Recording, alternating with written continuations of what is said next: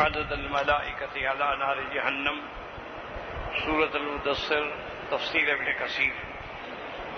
الحمد للہ رب العالمین، والصلاة والسلام علی اشرف الانبیاء وسید المرسلین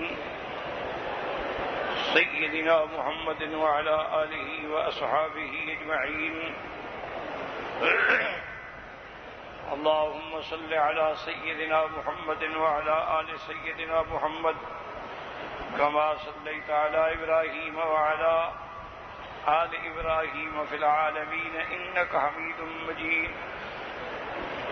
أعوذ بالله من الشيطان الرجيم، بسم الله الرحمن الرحيم۔ وما جعلنا أصحاب النار إلا ملائكة وما جعلنا عدتهم إلا فتنة للذين كفروا ليستيقن الذين أوتوا الكتاب ويزداد الذين آمنوا إيمانا۔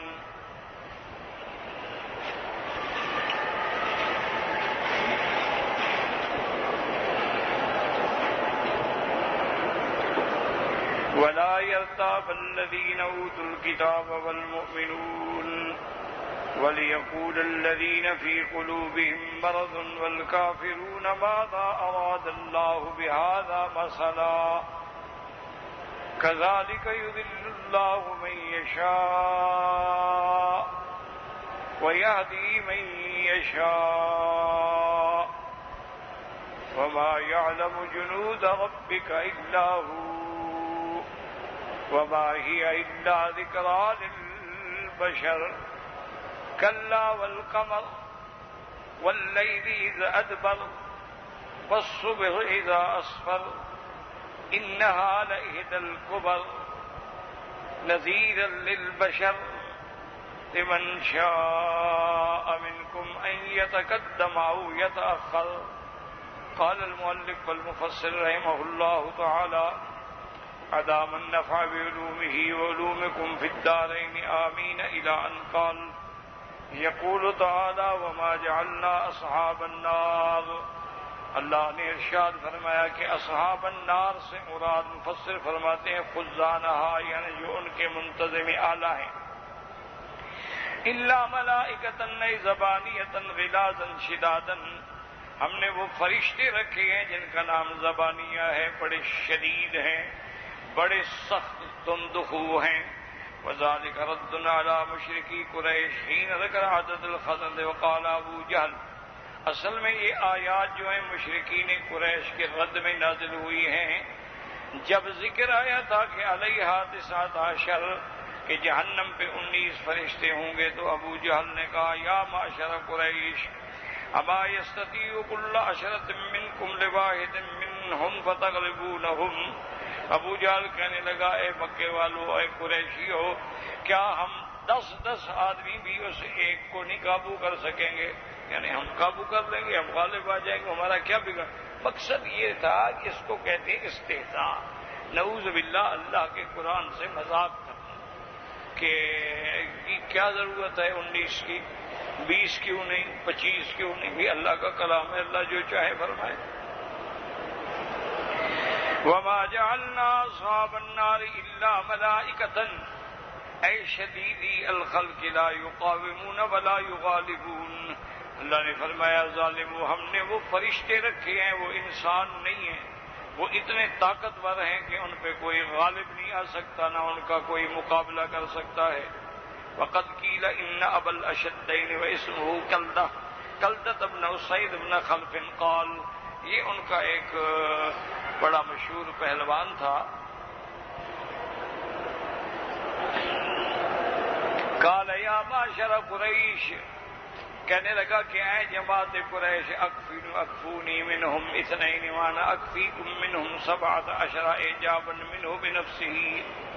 کہنے لگا صرف تم 2 کو قابو کر لینا، باقی 17 کو تو میں اکیلا کافی ہوں۔ وَكَانَ قَدْ بَلَغَ مِنَ الْقُوَّةِ فِيمَا يَزْعَمُونَ أَنَّهُ كَانَ يَقِفُ عَلَى جَلْدِ الْبَقَرَةِ وَيُجَاذِبُهُ عَشْرَةً لِيَنزَعُوهُ مِنْ تَحْتِ قَدَمَيْهِ فَيَتَمَزَّقُ الْجَلْدُ وَلَا يَتَزَحْزَحُ عَنْهُ، چونکہ اس کو اپنی طاقت و قوت پہ بڑا ناز تھا، وہ ایک چمڑا، گائے کا چمڑا منگوا کے اس پہ کھڑا ہو جاتا اور کہتا کہ تم 10 آدمی زور لگا کے میرے پاؤں کے نیچے سے یہ چمڑا نکالو، تو وہ آدمی زور لگاتے لیکن وہ چمڑا پھٹ جاتا، لیکن وہ اپنی جگہ پر ہلتا بھی نہیں۔ قال السہیلی وهو الذي دعا رسول الله صلی اللہ علیہ وسلم الى بصارعته وقال ان صرعتني آمنت بك فصرعه النبي مرارا فلم يؤمن۔ اور یہ وہی ہے، بعض علماء کہتے ہیں یہ وہی پہلوان ہے جس نے حضور صلی اللہ علیہ وسلم کو دعوت دی تھی کہ یا رسول اللہ صلی اللہ علیہ وسلم آپ میرے ساتھ کشتی لڑیں، میں کوئی پڑھا لکھا آدمی تو نہیں ہوں کہ آیات و بینات کو سمجھ سکوں، اگر آپ نے مجھ کو گرا دیا تو اس کا مطلب یہ ہے کہ پھر آپ اللہ کے سچے نبی ہیں، آپ کے ساتھ اللہ تعالیٰ کی تائید ہے، اور اگر مجھ پہ غالب نہ آ سکے تو میں سمجھوں گا آپ کی نبوت نعوذ باللہ جھوٹی ہے، اور اگر گرا دیا تو میں ایمان لے آؤں گا۔ حضور صلی اللہ علیہ وسلم بھی تیار ہو گئے اور آپ نے اس کو گرا دیا۔ اس نے کہا جی اس دفعہ تو میں ایک دفعہ پھر لڑیں، پھر گرا دیا لیکن وہ ایمان نہیں لے آیا۔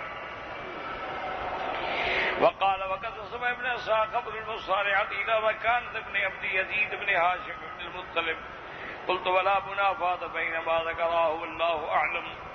ابن اسحاق نے اپنی تاریخ میں لکھا ہے کہ حضور پاک سے کشتی لڑنے والے پہلوان کا نام رکانہ تھا، رکانہ ابن عبد یزید ابن ہاشم ابن المطلب، وہ تھا، یہ نہیں تھا۔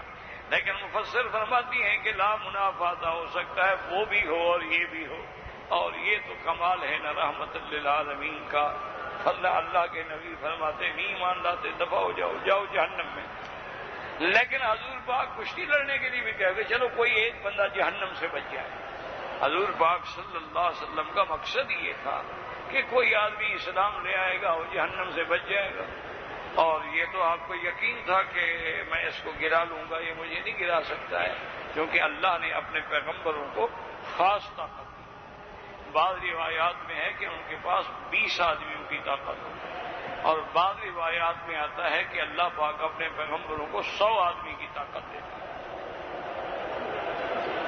وقوله تبارک وتعالی وما جعلنا عدتهم الا فتنة للذین كفروا اي انما ذکرنا عدتهم انهم 19 اختبارا منا للناس۔ اللہ فرماتے ہیں کہ ہم نے یہ 19 کا عدد اس لیے ذکر کیا تاکہ امتحان ہو جائے بندوں کا، کون ایمان والے ہیں جو اس بحث میں نہیں پڑتے، وہ کہتے ہیں اللہ نے فرمایا آمنا، ہمارا ایمان ہے۔ لِيَسْتَيْقَنَ الَّذِينَ أُوتُوا الْكِتَابَ يَعْلَمُونَ أَنَّ هَذَا الرَّسُولَ حَقٌّ فَإِنَّهُ نَطَقَ بِمُطَابَقَةِ مَا بِأَيْدِيهِم مِّنَ الْكُتُبِ السَّمَاوِيَّةِ الْمُنَزَّلَةِ الْأَنبِيَاءِ قَبْلَهُ، تاکہ اہل کتاب جو ہیں وہ بھی جان لیں کہ اللہ کا نبی سچے رسول ہیں، کیونکہ یہ ساری چیزوں کا ذکر جو ہے سابقہ کتابوں میں موجود تھا، تو جب وہ سابقہ کتابوں کی باتیں سامنے آئیں گی تو یہ ایمان لائیں گے۔ وَيَزْدَادَ الَّذِينَ آمَنُوا إِيمَانًا أي إلى إيمانهم بما يشهدون من صدق أخبار نبيهم محمد صلی اللہ علیہ وسلم۔ اور ایمان والے لوگ جو ہیں ان کے سامنے جب حضور کی تصدیق ہوگی تو ان کا ایمان اور بڑھ جائے گا۔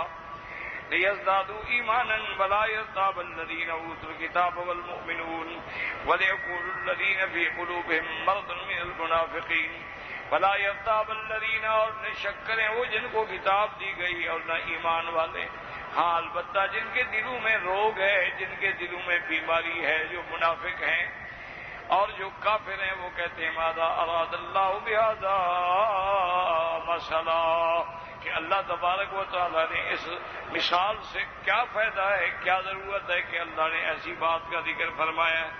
اے یقولون ما الحکمت فی ذکر ھذا ھاہنا، کیا ضرورت تھی اس عدد کے ذکر کرنے کی؟ اللہ نے فرمایا میری حکمتیں ہیں، کذالک یضل اللہ من یشاء ویہدی من یشاء، اللہ جس کو چاہتے ہیں گمراہ کر دیتے ہیں اور وہ اعتراضات میں الجھ جاتا ہے، اور جس کو اللہ چاہتے ہیں ہدایت دیتے ہیں وہ فوراً ایمان لے آتا ہے کہ جو بھی اللہ نے ذکر فرمایا ہے اس میں حکمت ہی حکمت، اب دشمن کا کام جو ہے نا، یاد رکھو، اعتراض کرنا. اسی لیے کفار کہتے تھے کہ بھائی یہ کیسا نبی ہے کہ اپنی امت کو استنجا کرنا بھی سکھلاتا ہے کہ استنجا کیسا کرنا. حالانکہ یہ بات نہیں ہے، یاد رکھو، استنجا اگر صحیح نہ ہو تو وضو صحیح ہوگا، وضو صحیح نہ ہو تو نماز صحیح ہوگی. ٹھیک ہے، کوئی معمولی چیز تو نہیں ہے. وہ تو جاہل ہے نا، ان کو تو پتہ نہیں نا کہ استنجے کا کیا حکم. وہ تو ٹیشو پیپر سے گزارا کرتے ہیں، وہ تو کبھی پانی بھی استعمال نہیں کرتے. تو اس لیے یہ بےہودگی ہوتی ہے. حتیٰ کہ صحابہ نے فرمایا، نے کہا دیکھو ایک باپ ہوتا ہے، وہ بھی تو اپنے بچے کو ہر چھوٹی بڑی چیز سکھلاتا ہے، اور اللہ کے نبی تو والدین سے بھی زیادہ رحمت والے ہیں.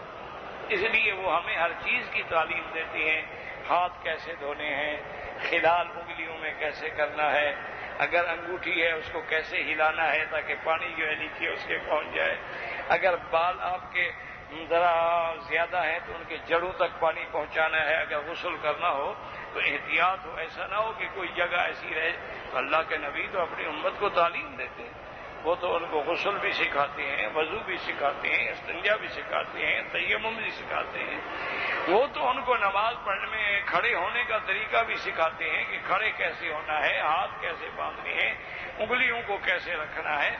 تو یہ تو دین ہے، یہ تو قابل فخر بات.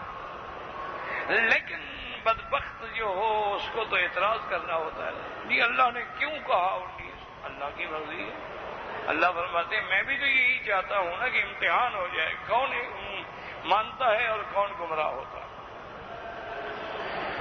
اے مثل هذا واشباهه اذا قتل الايمان في قلوب اقوام ينذروا زلزلوا عند اخرين وله الحکمت البالغۃ والحجۃ الدامغہ. اب مفسر فرماتی ہیں کہ یہ مثال ہو یا ایسی اور بھی کئی مثالیں ہیں، جیسے ان اوہن البیوت لبیت العنکبوت. تو اسی طرح اللہ تبارک و تعالی نے عنکبوت کا بھی ذکر کیا ہے، بکڑی کا. اللہ تبارک و تعالی نے مچھر کا بھی ذکر کیا، بعوضۃ فما فوقہا.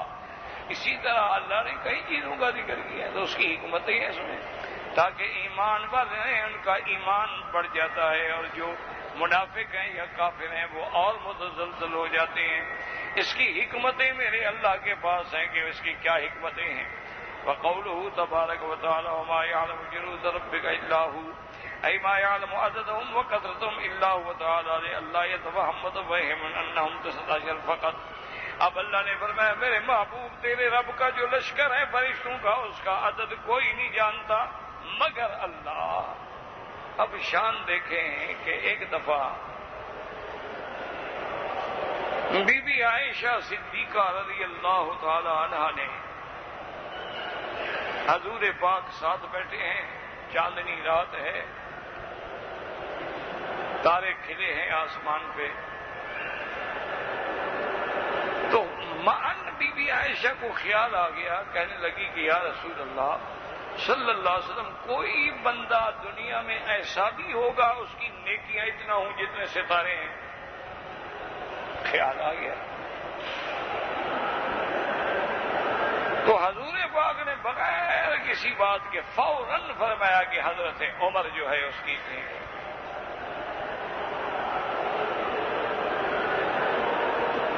تو سیدہ عائشہ فرماتی ہے کہ میں حیران ہو گئی کہ اگر اتنی بہت ساری نیکیاں ساری حضرت عمر لے گئے تو میرے ابے کا کیا مقام ہوگا. تو میں نے پوچھا کہ حضرت پھر میرے ابا ابو بکر کی نیکیاں کتنی ہوں گی. فرمایا عائشہ تمہیں کیا پتا ہے، عمر کی ساری نیکیاں ابو بکر کی ایک نیکی کے برابر بھی نہیں. اسی لیے حضرت ابو بکر کہتے تھے نا کہ حضرت عمر کہتے تھے یا ابا بکر میرے ساتھ فیصلہ سودا کر دو، میری ساری زندگی کے اعمال لے لو اور مجھے صرف 2 راتیں دے دو. ایک ہجرت والی رات کہ جب تم حضور کے ساتھ تھے، اور ایک جب حضور کی وفات کے بعد تم مقام مرتدین کے خلاف کھڑے ہوئے. بس یہ 2 راتیں دے دو، ساری نیکیاں میری تم. تو یہ معنی یاد رکھے کہ اللہ تبارک و تعالیٰ کے جو ملائکہ ہیں ان کا عدد کون جانتا ہے. ہم تو ستاروں کا عدد بھی نہیں جانتے، تو ملائکہ کا عدد کیسے جائیں. ہم تو ریت کے ذروں کا عدد بھی نہیں جانتے، ہم تو بارش برستی ہے اس کے قطروں کا عدد بھی نہیں جانتے۔ تو اس لیے فرمایا کہ تم یہ نہ سمجھو کہ اللہ کے پاس کوئی کمی تھی ملازم رکھنے کی اس لیے 19 رکھے ہیں۔ اللہ کے پاس اتنا بڑا لشکر ہے جس کا کوئی اللہ کے سوا جانتا ہی نہیں۔ وما يعلم جنود ربك الا هو، اللہ تعالیٰ کے لشکر کو اللہ کے سوا کوئی نہیں جانتے ہیں۔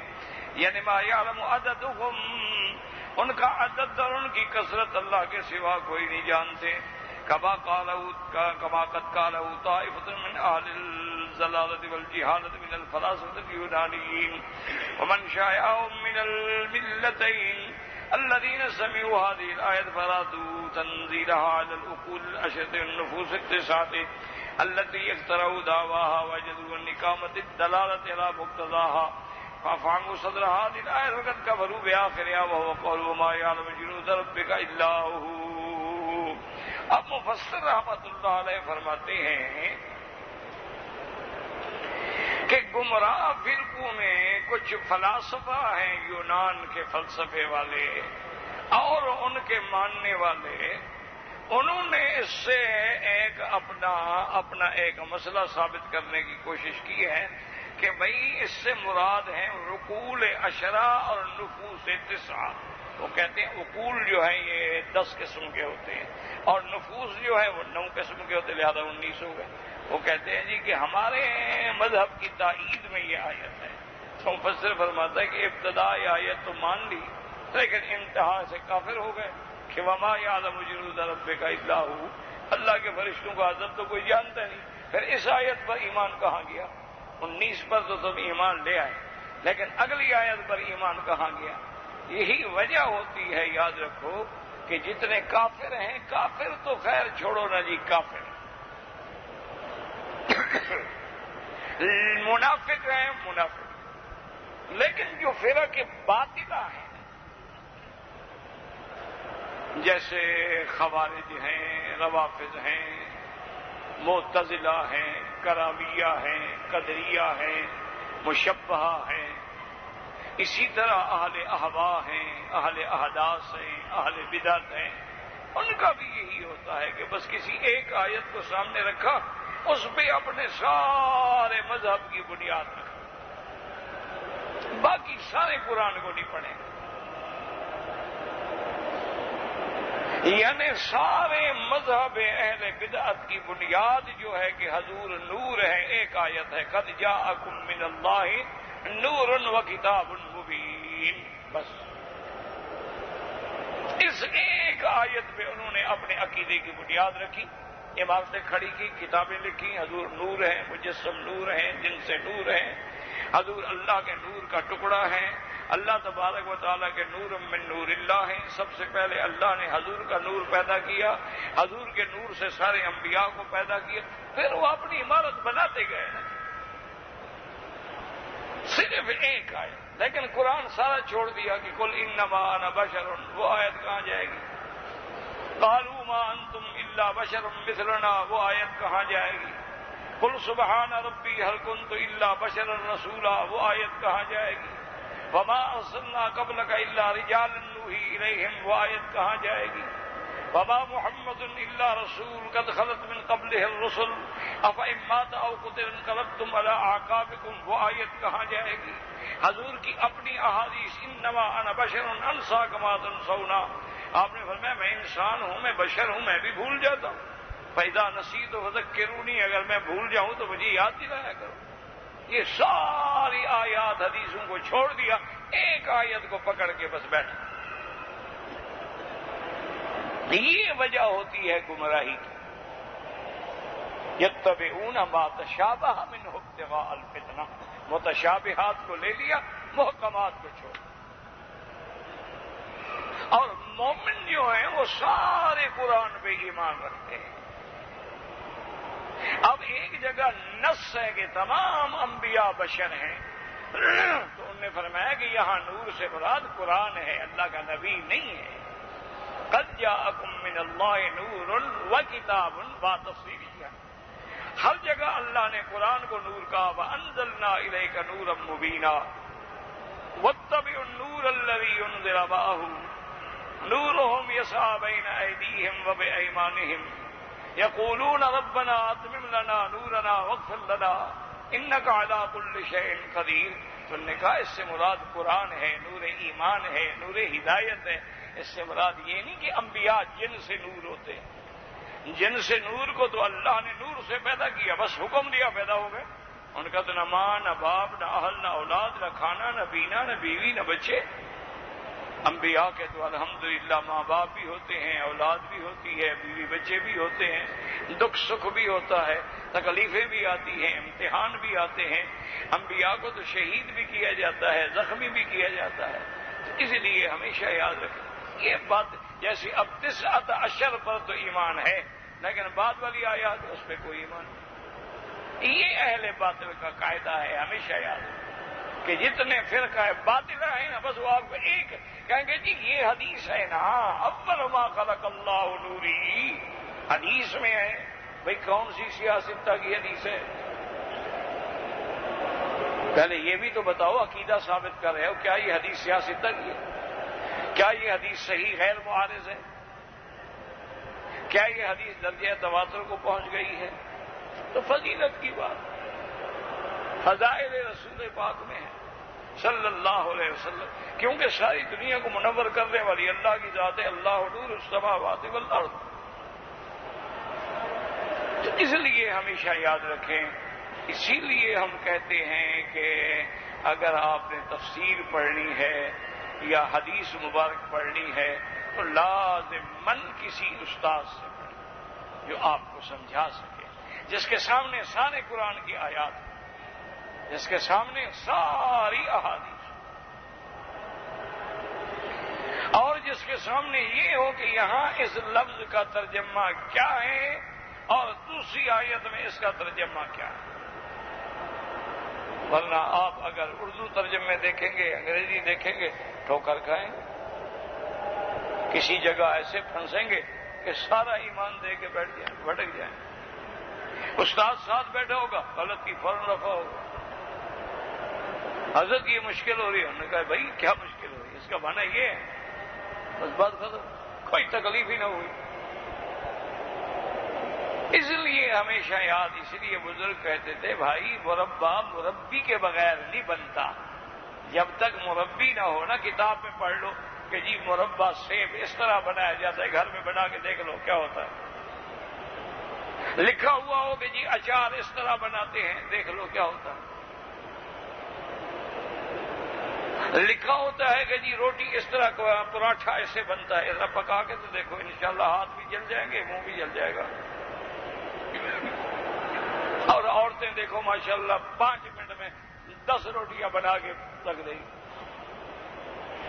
وہ بھی تو انسان ہے، لیکن اس کا کام ہے، جس کا کام اسی کو ساجے.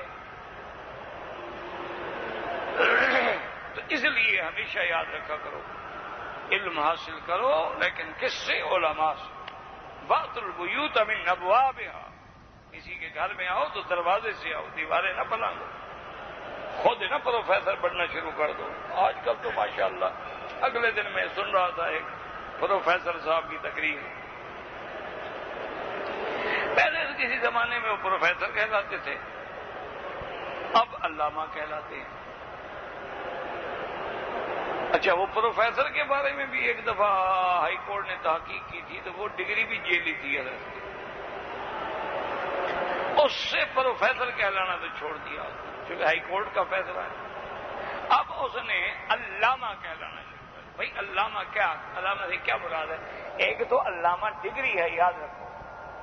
وہ سب سے پہلا پاکستان میں جو یونیورسٹی تھی نا، وہ ہمارے نواب صاحب نے بنائی تھی، جامعہ اسلامیہ عباسیہ. یہ عباسی خاندان کے تھے نا. 250 سال انہوں نے حکومت کی ہے، بغداد سے بہاولپور تک. انہوں نے سب سے پہلے اسلامی یونیورسٹی کی بنیاد رکھی تھی، جامعہ اسلامیہ عباسیہ.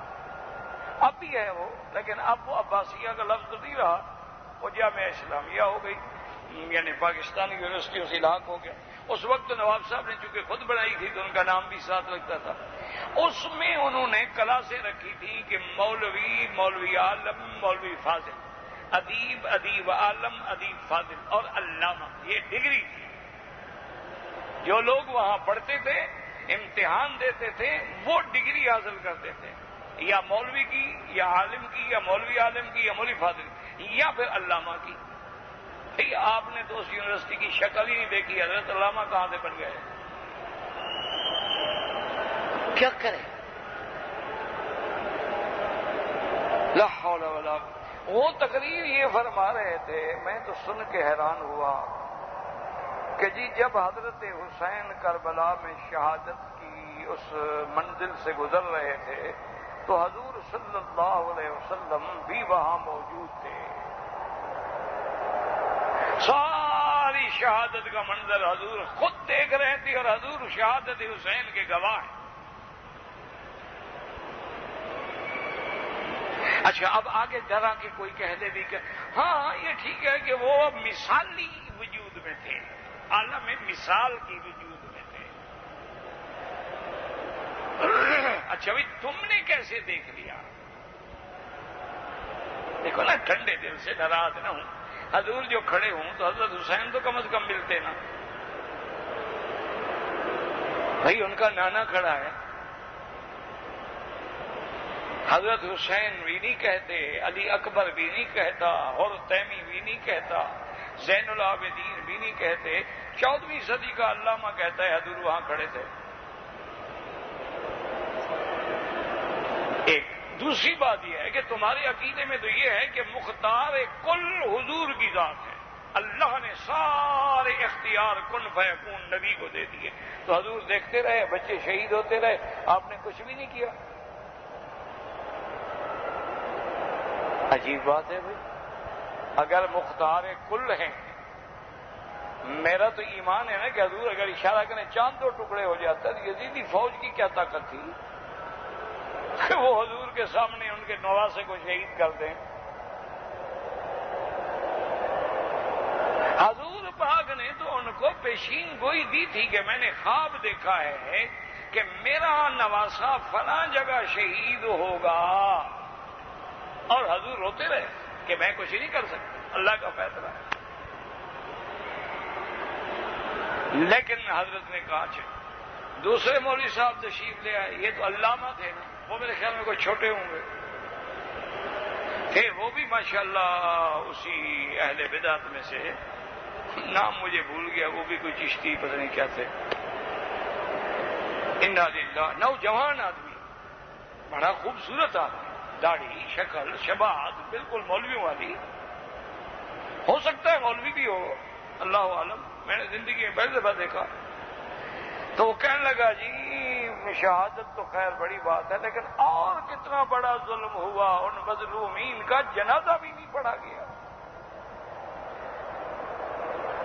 اور اس کے بعد نے کہا کتنا بڑا ظلم ہوا، حضرت حسین کی شہادت کے بعد ان کی انگوٹھی اتاری گئی۔ پھر اس نے کہا جی حضرت کا پاجامہ اتارا گیا، نعوذ باللہ۔ یہ تقریر ہو رہی، یار خدا کا خوف کرو، انا للہ۔ پھر آپ پر آپ کی لاشیں جو تھی نا ان پہ گھوڑے دوڑا دیے گئے۔ وہ یار گھوڑے دوڑا دیے گئے پھر تو کوئی لاش ہی نہ ملتی نا۔ ادھر آپ کہتے ہیں حضرت حسین کا سر یزید کے سامنے رکھا گیا، اور اس نے بیت سے ان کے ہونٹوں پہ ایسے بیت مارا، کہا یار میں تو سنتا تھا حضرت حسین بہت خوبصورت ہیں، لیکن یہ تو خوبصورت نہیں ہے، نعوذ باللہ۔ ادھر یہ روایتیں کرتے، ادھر کہتے ہو تو گھوڑے دوڑا دیے گئے، سب کچھ ختم ہو گیا، وہی مٹی میں مل گیا۔ اور کیسے ظالم آدمی تھے، پہلے انگوٹھی اتاری، پھر قمیص اتارا، پھر حضرت کا پاجامہ بھی اتارتے۔ یعنی ایمان سے کہو یہ محبت ہے یا حضرت حسین سے بے ادبی ہے؟ شہید ہو گئے، بس شہید ہونا مقام ہے، شہادت ایک اعلیٰ درجہ ہے، شہادت بہت بڑا اونچا مقام ہے۔ اللہ نے انبیاء کے بعد النبیین والصدیقین والشہداء تیسرے نمبر پہ ذکر فرمایا، تو ان کا شہید ہو جانا جو ہے، آپ فرماؤ ان کو کون سمجھائے گا؟ سب کے اوپر گردن پھلانگ کے آ گیا۔ بس اللہ ہدایت دے، اور کیا کہہ سکتے ہیں۔ انا للہ و انا، بھائی آداب محفل ہوتے ہیں، جو لوگ پہلے بیٹھے ہیں ان کا حق ہے،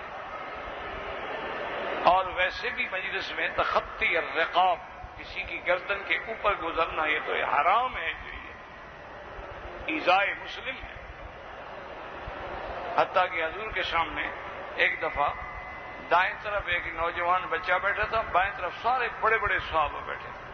دودھ آیا، اب حضور نے سوچا کہ شریعت کا حکم تو یہی ہے کہ پہلے دائیں طرف سے دو، اب یہاں بچہ بیٹھا ہوا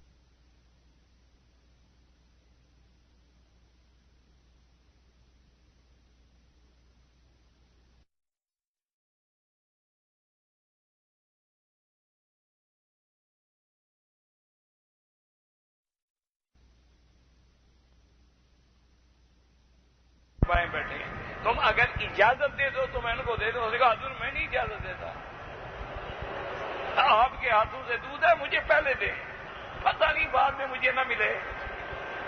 میں ٹھیک ہے، تو جس کا حق ہے اس کو۔ اسلام کا معنی یہ نہیں کہ نمازیں پڑھ لو، اسلام کا معنی آتے کل ذی حق حق کہو، اولاد کا حق ادا کرو، بیوی کا حق ادا کرو، بیٹیوں کا حق ادا کرو، ہمسائے کا حق ادا کرو، دوستوں کا حق ادا کرو، اپنے بدن کا حق ادا کرو، پھر اسلام پورا ہوتا ہے۔ تو اس لیے بہرحال دعا کریں اللہ ان کو ہدایت دے، بہرحال زندہ ہے، اللہ ہدایت دے حضرات کو بھی ایسی باتیں تقریروں میں عوام کے سامنے، بات اس لیے کہ لوگ روئیں گے میری تقریر بن جائے گی۔ لا حول ولا قوة الا بالله وما يعلم جنود ربك الا هو وقد ثبت في حديث الإسراء المروي في الصحيحين وغيرهما عن رسول الله صلى الله عليه وسلم أنه قال في صفة البيت المعمور الذي في السماء السابعة فإذا هو يدخل في كل يوم 70,000 ملك لا يعودون إليه آخر ما عليهم۔ اب مفسر رحمت اللہ علیہ فرماتے ہیں کہ اسراء و معراج کی حدیثوں میں جو صحیحین کے اندر ہے ثابت ہے کہ حضور پاک نے جب آسمان سابعہ، ساتویں آسمان پہ بیت المعمور کو دیکھا تو فرشتے نے عرض کیا، جبریل نے کیا، یا رسول اللہ صلی اللہ علیہ وسلم یہ اللہ کا کعبہ ہے آسمانوں میں، اس میں 70,000 فرشتہ ایک دن میں آ کے طواف کرتا ہے، اور جس نے طواف کر لیا ہے اس کو پھر قیامت تک نمبر نہیں ملے گا۔ یعنی کتنے فرشتے ہوں گے؟ 70,000 جو روز کا ہو، اور ہزاروں سال گزر گئے، ہزاروں سال گزر گئے، پتہ نہیں ابھی اور قیامت کتنا باقی ہے۔ تو اللہ کے فرشتوں کو کوئی نہیں جانتا۔ وقال الامام احمد حدثنا اسود قال حدثنا اسرائیل ان ابراہیم بن مہاجر مجاہدا وذكر نبی ذر رضی اللہ تعالی عنہ قال قال رسول اللہ صلی اللہ علیہ وسلم انی ارى ما لا ترون واسمع ما لا تسمعون اتت السماء وهكذا انت اتا ما فيها موضع 4 اصابع الا عليه ملك ساجد لو علمتم ما علم لذيكم قليلا ولبكيتم كثيرا ولا تلذذتم بالنساء على الفرشات ولخرجتم الى السعدات تجعلون الى الله تعالى فقال ابو ذر والله لوددت اني شدت تهزد فرواه الترمذي ما جاء من حديث اسرائيل وقال الترمذي حديث حسن غريب ويروى نبي ذر موقوفا۔ اب مفسر رحمت اللہ علیہ فرماتی ہیں کہ امام احمد رحمت اللہ علیہ نے حضرت ابی ذر رضی اللہ تعالی عنہ سے روایت کی ہے، وہ فرماتی ہیں کہ ایک دن حضور پاک نے فرمایا کہ انی ارا ما لا ترون، میں جو کچھ دیکھتا ہوں تم نہیں دیکھتے ہو، کیونکہ مجھے اللہ دکھلاتے ہیں، مجھے اللہ تبارک و تعالی میرے سامنے ان چیزوں کو کھول دیتے ہیں، اور فرمایا جو میں سنتا ہوں وہ تم نہیں سنتے ہو۔ حتیٰ کہ واضح بات ہے کہ جب جبریل آتے تھے تو اس کی بات حضور سنتے تھے، دوسرے صحابہ نہیں سنتے تھے، بعد میں حضور بتاتے تھے۔ آپ نے فرمایا اتت السماء وحقلا انت اتا، آسمان سے چرچراہٹ کی آواز آ رہی ہے جو میں سن رہا ہوں، اور آنی بھی چاہیے، کیوں؟ فرمایا کہ ما فیہا موضع 4 اصابع، 4 انگلیوں کے برابر بھی آسمانوں میں جگہ نہیں ہے، الا وہ ملک ساجد، مگر کوئی نہ کوئی فرشتہ اللہ کی عبادت میں سجدے میں پڑا۔ فرمایا لو علمتم ما اعلم، میں جو احوال آخرت جانتا ہوں، اگر تم جان لو کہ آخرت کیا ہے، جہنم کیا ہے، عذاب کیا ہے، اللہ کا قہر کیا ہے، لضحکتم قلیلا، تم تو ہنسنا چھوڑ دو بلکہ تھوڑا ہنسو اور زیادہ تم روتے گزارو، ولا تلذتم بالنساء، تم اپنی عورتوں کے ساتھ لذت نہ اٹھاؤ بلکہ تم سب کو چھوڑ بیٹھو گے، وَلَخَرَجْتُمْ إِلَى الصَّعَدَاتِ، تاکہ اپنے گھروں سے نکل کے پہاڑوں میں اور میدانوں میں چلے جاؤ گے کہ بھئی قیامت جہنم اگر تم دیکھ لو سب لذتیں بھول جاؤ۔ حضرت ابی ذر رضی اللہ تعالیٰ عنہ فرماتے ہیں واللہ میں نے جب حضور کی یہ بات سنی تو میں نے کہا اللہ تو میری تمنا ہوئی کہ کاش میں کوئی درخت ہوتا کاٹ دیا جاتا بات ختم ہو جاتی، انسان ہونے کے بعد تو پھر بڑے امتحان ہیں۔ وقال الحافظ ابو القاسم الطبراني حدثنا حسين بن عرفة المصري قال حدثنا عروة بن مروان الرقي قال حدثنا عبيد الله بن عمرو بن عبد الكريم بن مالك عن عطاء بن ابي رباح عن جابر بن عبد الله رضي الله تعالى عنه قال قال رسول الله صلى الله عليه وسلم في السماوات السبع موضع قدم ولا شبر ولا کف الا وفیہ ملک قائم او ملک ساجد او ملک راکع۔ یہ حضرت جابر بن عبداللہ سے روایت ہے کہ میرے آقا نے محبوب رب العالمین نے حضور نے فرمایا کہ 7 آسمانوں میں ایک قدم کے برابر، ایک بالشت کے برابر، 4 انگلیوں کے برابر بھی جگہ نہیں مگر کوئی نہ کوئی فرشتہ کھڑا ہے، یا کوئی فرشتہ سجدے میں ہے، یا کوئی فرشتہ رکوع میں ہے۔ فَإِذَا كَانَ يَوْمُ الْقِيَامَةِ قَالُوا جَمِيعًا سُبْحَانَكَ مَا عَبَدْنَاكَ حَقَّ عِبَادَتِكَ۔ یہ قیامت تک اسی طرح تسبیح و تحمید کہتے رہیں گے، لیکن جب قیامت آئے گی تو کہیں گے کہ مولا ہم تیرے بندے ہیں، تیرا حق، تیرا شکر، تیری نعمتوں کا ادا نہیں کر سکے۔ مَا عَبَدْنَاكَ حَقَّ عِبَادَتِكَ إِلَّا انا لم نشرک بشیئا، ہاں ایک بات ہے کہ ہم نے تیری ذات کے ساتھ کبھی شرک نہیں کیا، ورنہ ہم تیری عبادت کیسے کر سکتے ہیں۔ وقال محمد بن نصر المروزی فی کتاب الصلاۃ حدثنا عمرو بن زرارة قال اخبرنا عبد الوهاب عن عطاء عن سعید عن قتادہ عن صفوان بن محرز عن حکیم بن حزام قال بینما رسول اللہ صلی اللہ علیہ وسلم مع اصحابہ اذ قال لهم هل تسمعون ما اسمع قالوا ما نسمع شيئا فقال اسمعت في السماوات والارض انت اجتمع فيها موضع شبر الا وعليه ملك راكع ساجد۔ یہ حدیث حکیم ابن حزام سے ہے، پہلی ابی ذر سے تھی، دوسری حضرت جابر سے اور تیسری حکیم ابن حزام سے کہ حضور پاک صلی اللہ علیہ وسلم نے فرمایا تم سن رہے ہو؟ انہوں نے کہا یا ہم تو نہیں سن، فرمایا میں سن رہا ہوں، آسمان کی چرچراہٹ کی آواز آ رہی ہے اور فرمایا ہونا بھی چاہیے۔ ما فیہا موضع الشبر، ایک بالشت کے برابر بھی آسمانوں میں جگہ نہیں ہے، الا وعلیہ ملک راکع، کوئی نہ کوئی فرشتہ رکوع میں ہے یا سجدے میں ہے۔ وقال ایضا حدثنا محمد بن عبد الله بن فہدہ حدثنا ابو معاذ الفضل بن خالد النحوی حدثنا عبید بن سلیمان الباہلی سمیت الضحاک بن مزاحم بن مسروق بن الاجدع عن عائشہ رضی اللہ تعالی عنہا انہا قالت قال رسول اللہ صلی اللہ علیہ وسلم فی السماء الدنیا موضع قدم الا علیہ ملک ساجد او قائم وذلك قول الملائکہ وما منا الا له مقام معلوم وإنا لنحن الصافون وَإِنَّا لَنَحْنُ الْمُسَبِّحُونَ۔ بی بی عائشہ صدیقہ رضی اللہ عنہا فرماتی ہیں کہ حضور نے فرمایا آسمان میں ایک قدم کے برابر بھی جگہ نہیں ہے مگر کوئی نہ کوئی فرشتہ سجدے میں ہے یا کھڑا ہے، اور فرشتوں کا یہ قول بھی قرآن میں آیا وَمَا مِنَّا إِلَّا لَهُ مَقَامٌ مَعْلُوم، ہم سب کا ایک مقام معین ہے۔ وَإِنَّا لَنَحْنُ الصَّافُونَ وَإِنَّا لَنَحْنُ الْمُسَبِّحُونَ، ہم اللہ کی دربار میں صفیں بنا کے کھڑے ہیں، اللہ کی دربار میں تسبیح کہنے والے ہیں۔ اور بعض روایات میں ملائکہ کی تسبیح کا ذکر بھی آیا، سبوح قدوس ربنا ورب الملائکۃ والروح، وہ یہ تسبیح کہتے ہیں۔ ثم قال حدثنا احمد بن سیار قال حدثنا ابو جعفر محمد بن خالد الدمشقی المعروف بابن امه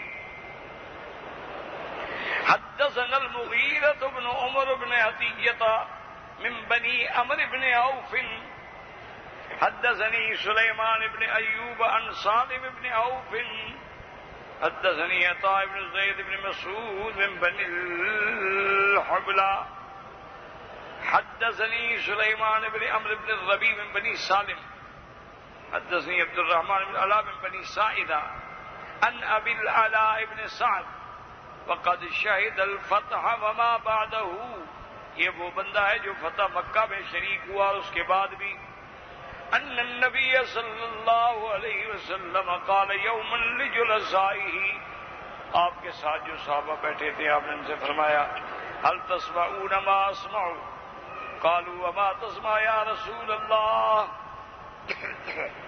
قال اتت السماء وحق الان تعدا انه ليس فيها موضع قدم الا وعليه ملك قائم او راكع او ساجد، وقالت الملائكة وإنا لنحن الصافون وإنا لنحن المسبحون، وهذا إسناد غريب جدا. ثم قال حدثنا إسحاق محمد بن إسماعيل القروي قال حدثنا عبد الملك بن قدامة عبد الرحمن بن الله بن دينار عن أبيه عن عبد الله بن عمر رضي الله تعالى عنه أن عمر جاء والصلاة قائمة ونفر ثلاثة جلوس أحدهم أبو جهش الليثي فقال قوموا فصلوا مع رسول الله صلى الله عليه وسلم وقام الصحابي وأبى أبو جهش أن تقوم وقال لا أقوم حتى يأتي رجل هو أقوى مني ذراعين وشد مني بطشا ويسرعني ثم يدس وجهي في التراب، قال عمر فصرعته ودست وجهه في التراب وصار عثمان بن عفان فحجزني عنه فقالت ام المؤمنين حتى انتهى الى رسول الله صلی اللہ علیہ وسلم۔ اب اس روایت میں آتا ہے کہ حضرت عبداللہ ابن عمر روایت فرماتے ہیں کہ میرے ابا موجود تھے مسجد میں، نماز کھڑی ہوئی، سب حضور کے پیچھے نماز پڑھ رہے تھے، 3 آدمی بیٹھے ہوئے تھے، وہ نماز کھڑی نہیں ہوئی۔ حضرت عمر رضی اللہ تعالی عنہ نے ان سے کہا کہ بھائی نماز کھڑی ہو گئی ہے کہ نماز پڑھو، تو 2 جو تھے وہ تو اٹھ کے نماز میں شامل ہو گئے۔ ایک ان میں تھا ابی جہش، اس کا نام تھا، اس نے کہا کہ عمر میں تو نہیں اٹھتا، میں تو نماز نہیں پڑھتا، ہاں ایک شرط ہے کہ کوئی آدمی مجھ سے زیادہ قوت والا، زیادہ بازو والا، زیادہ طاقت والا آئے، مجھے اٹھا کے زمین پہ پٹخ دے اور مٹی پہ گرا دے، یعنی غالب آ جائے، پھر میں مانوں گا تو نماز پڑھوں گا، ورنہ میں نہیں پڑھوں۔ حضرت عمر کو غصہ آ گیا، حضرت عمر نے پکڑا، اٹھا کے پھینکا زمین کے اندر، اور اس کی گردن بھی زمین پہ لگی اور منہ بھی حضرت عثمان آ گئے، انہوں نے روکا، حضرت عمر کیا کر رہے ہو؟ اللہ کے بندے تم کیا کر رہے ہو، کیوں مار رہے ہو؟ فخرج عمر مغضبا، حضرت عمر غصے میں، حتی انتہا الى رسول اللہ وقال ما رأيك يا ابا حفص فذكروا ما كان من وقاص رضي عمر رحمه والله لا ظننت انك جئتني براس الخبيث، فقام عمر فوجهنا فلما ابعدنا داو فقال اجلس حتى اخبرك بغناء الرب تبارك وتعالى عن صلاه ياسين الله تعالى ان الله تعالى في السماء الدنيا ملائكه يمشون لا يرفعون صوتهم الساعه فاذا قامت ربهم وقال ربنا ما بدنا حق عبادتك۔ حضرت عمر حضور کی خدمت میں آئے، آپ نے فرمایا کہ کیا ہے بھائی؟ انہوں نے وہ واقعہ سنایا۔ حضرت عمر نے فرمایا کہ اگر ان رضی عمر، یہ عمر راضی ہو گیا کہ پھر چھوڑ دیا اس کو، ورنہ میں تو یہ چاہتا تھا کہ اس کی گردن کاٹ کے یہ لے آتا۔ حضرت عمر اٹھے کہ میں جاؤں اس خبیث کو پکڑوں اور اس کی گردن کاٹ دوں، حضور نے بلایا اچھا واپس آ جاؤ، واپس آیا، آپ نے فرمایا چھوڑو، اللہ کو کیا ضرورت ہے اگر ایک بندہ نماز نہیں پڑھتا نہ پڑھے، سارے نہ پڑھے، اللہ کا تو کوئی نقصان نہیں۔ اللہ کے تو اتنے آسمانوں میں فرشتے ہیں کہ جو بیچارے سجدے میں ہیں وہ قیامت تک سجدے میں ہی پڑے رہیں گے، سر ہی نہیں اٹھائیں گے۔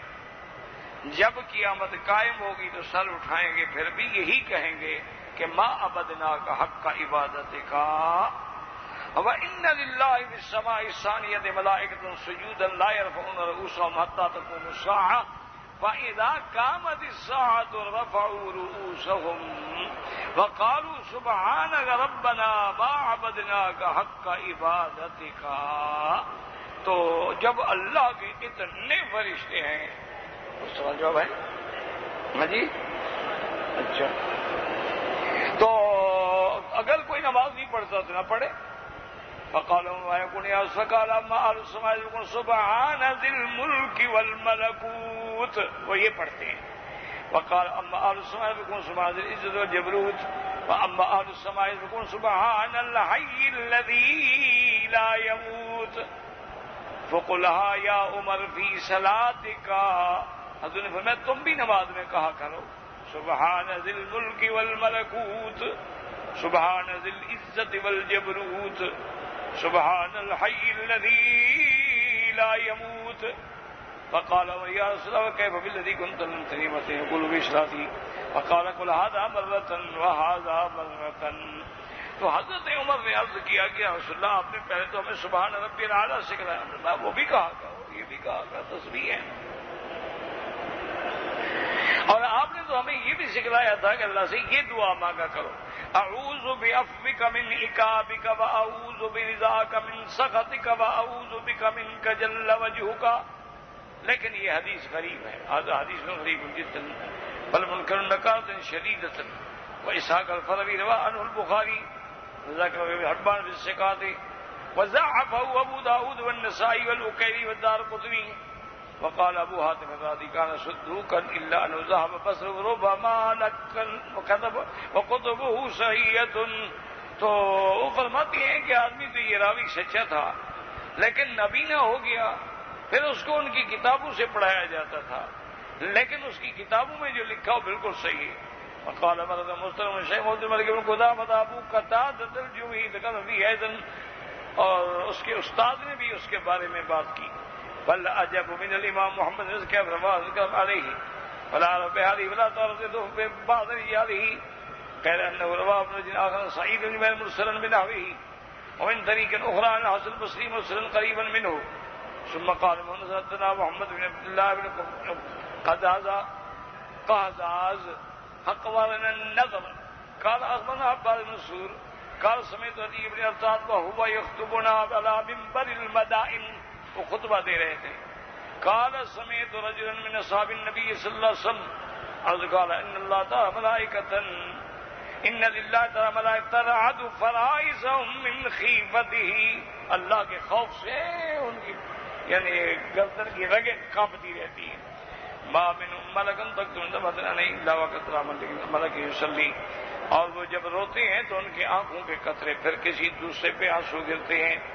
وَإِنَّ مِنْهُمْ مَلَائِكَةً سُجُودًا مُنْذ خَلَقَ اللَّهُ السَّمَاوَاتِ وَالْأَرْضَ، جب سے اللہ نے آسمان و زمین پیدا فرمایا بعض سجدے میں ہیں۔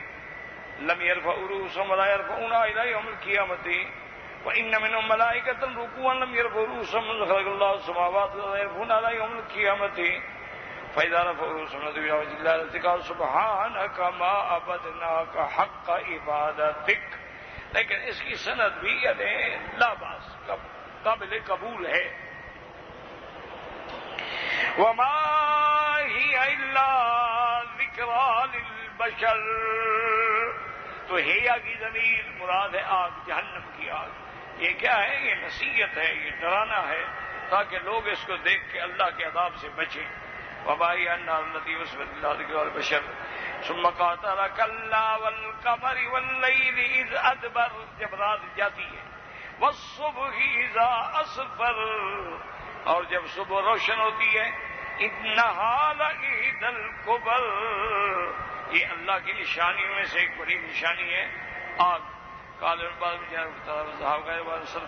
نذیرا للبشر، انسانوں کے ڈرانے کے لیے، لمن شاء منکم ان یتقدم او یتأخر، لمن شاء یقول نذر یهدی الحق وتسنى والدہا، اب جو چاہے تم میں سے آگے بڑھے، ایمان لائے اور اللہ کو راضی کرے، اور نہیں چاہتا تو ہٹ جائے، منہ پھیر لے، اللہ کا تو کوئی نقصان نہیں۔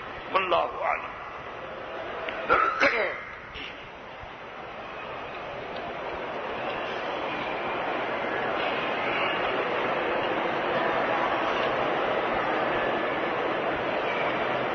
اگر عورت کا خامند فوت ہو جائے اور وہ عدت میں ہے، کیونکہ مرنے کے بعد 4 مہینے 10 دن اس کو شوہر کے گھر میں رہنا، اور ان کے ورثاء کو بھی چاہیے کہ اس کو نہ نکالیں۔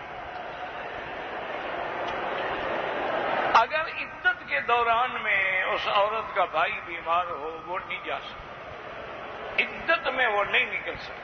ہاں، خدا نہ خواستہ خود بیمار ہو گئی، مجبوری آ گئی، اللہ نہ کرے گھر میں کوئی حادثہ ہو گیا، گھر میں کوئی آگ لگ گئی، اب تو نہیں بیٹھی رہے گی، یا اگر اس کے گھر والے جو ہیں وہ اس کو رکھنا ہی نہیں چاہتے تو مجبور ہے، جا سکتی ہے۔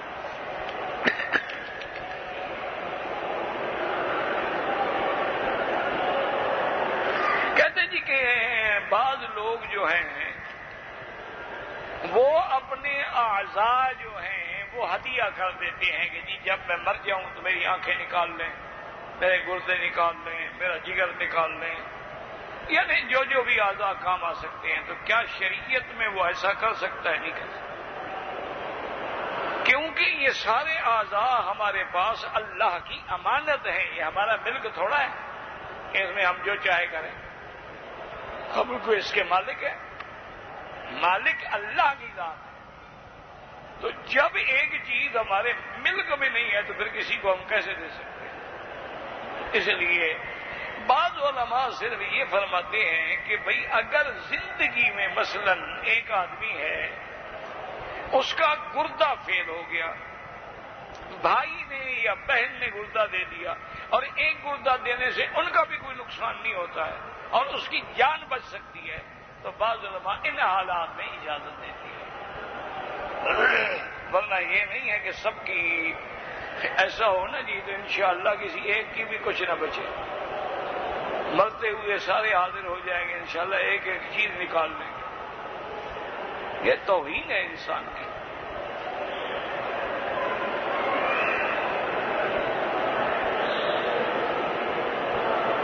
کہتے ہیں جی کہ جو تفسیر پڑھنے والے لوگ ہیں ان کو بھی آداب کا خیال رکھنا چاہیے۔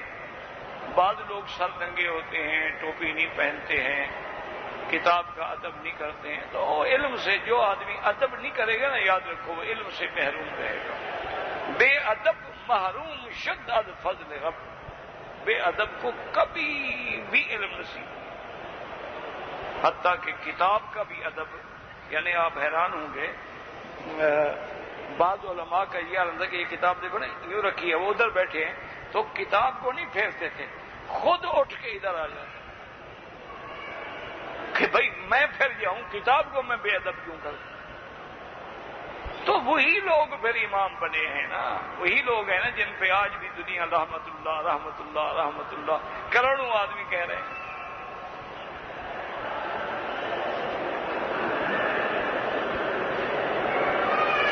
کہتے جی کہ میں حرم شریف کے قریب رہتا ہوں، میں اپنے کمرے میں غسل کر کے احرام کی چادریں باندھ کے تیار ہو کے مسجد عائشہ جاتا ہوں، وہاں 2 رکعت پڑھ کے نیت کر کے آ جاتا ہوں، ٹھیک ہے، کوئی ضروری تو نہیں کہ ہم وہی باندھیں، یہ کوئی مسئلہ، وہ تو ہوتا ہے نا کہ دیکھو ہم پاکستان سے آ رہے ہیں تو صاف بات ہے کہ اب تو ہم میقات سے احرام باندھیں گے، ہر وقت تو ہم اپنے گھر نہیں جا سکتے۔ اصل تو مقصد یہ ہے کہ میقات میں جا کے نیت کرے، چادریں باندھنے کا نام تو احرام نہیں ہوتا، یہ تو لباس الاحرام ہے، احرام کا لباس ہے۔ احرام تو اس نیت کے بعد جب وہ کہے گا لبیک بعمرۃ لبیک اللہم لبیک، اب احرام شروع ہوگا، تو کوئی بات نہیں، ایسے کر سکتا ہے۔ وہاں بیچارہ کپڑے کہاں رکھے گا؟ اچھا نیت کر کے آ گیا، اب حرم کے باہر کپڑے کہاں رکھے گا؟ آیا اپنا عمرہ کیا، گھر چلا گیا، ٹھیک ہے۔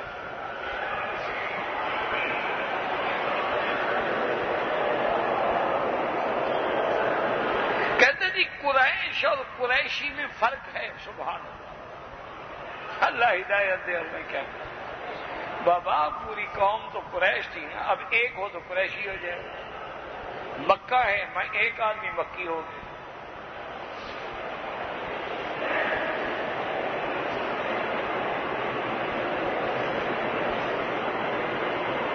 بہرحال میرا ایک بھائی ہے جو نیشنل بینک میں ملازم ہے، میرا بھائی وہ ٹھیک چاہتا ہے کہ نوکری چھوڑ دے، لیکن اسلام اتنی اس کو اجازت دیتا ہے کہ دوسری نوکری تلاش کریں، جب مل جائے تو چھوڑ دیں، یہ نہیں کہ بے روزگار ہو جائے۔